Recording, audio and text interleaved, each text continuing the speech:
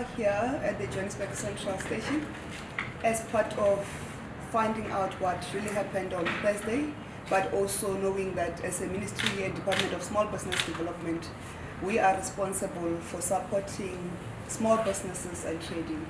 But in that support, we need to make sure that the activities are legal and there's the respect of the rule of law.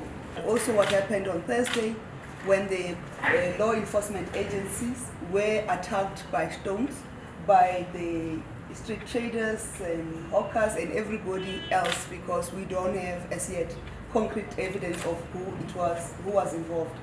It's not acceptable. Any attack on law enforcement agency of any other country is terrorism at West. An attack on the state is terrorism, and it cannot be allowed. The police have not arrested anyone so far, though they're going to make arrests. So you cannot say the people who are involved were foreign nationals, because you don't want to stir up emotions that are not there. There were people who went on TV and said they are foreign nationals, whatever. The question is, were they involved in the pelting of the police, in the stoning of the police or law enforcement agencies? If they were, we have the responsibility for the police to arrest them and then bring them to book. And then the next question is that when they go out and say we are foreign nationals, are they legal? And if they are legal, is their legal status permitting them to trade in the country? Because there are laws, and it's not everybody who's allowed to trade or operate businesses in the country. So the police were not going there.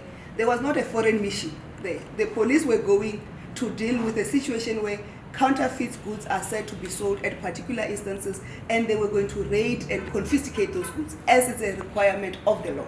It is irrespective of whether it was sold by a person from Somalia or a person from Zimbabwe or a person from Soweto or a person from Sibasa, where I come from. The issue is that they are selling counterfeit goods. So let's remove the nationality of persons. It's the illegality of the act that took place, and also the illegality of the stoning of the police. But when we come back to the issue of foreign nationals and their participation, as a country we need to have a discussion on our own and say, how do we deal with the issue of immigration and what are they allowed to do within the country, and how do we regulate that? It's a secondary issue, but what is at core here is that there were counterfeit goods that were done by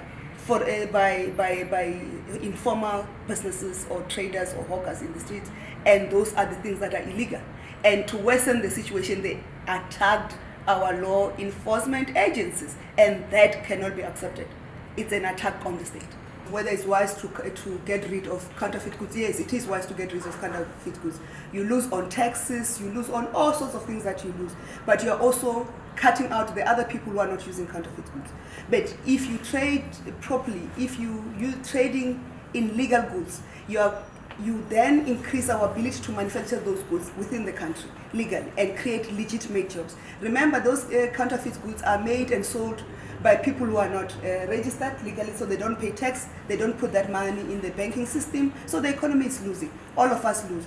It's also a hive of other illegal activities, but also human trafficking. We do not want that in our country. It cannot be acceptable. The counterfeit goods elimination is a non-negotiable for us.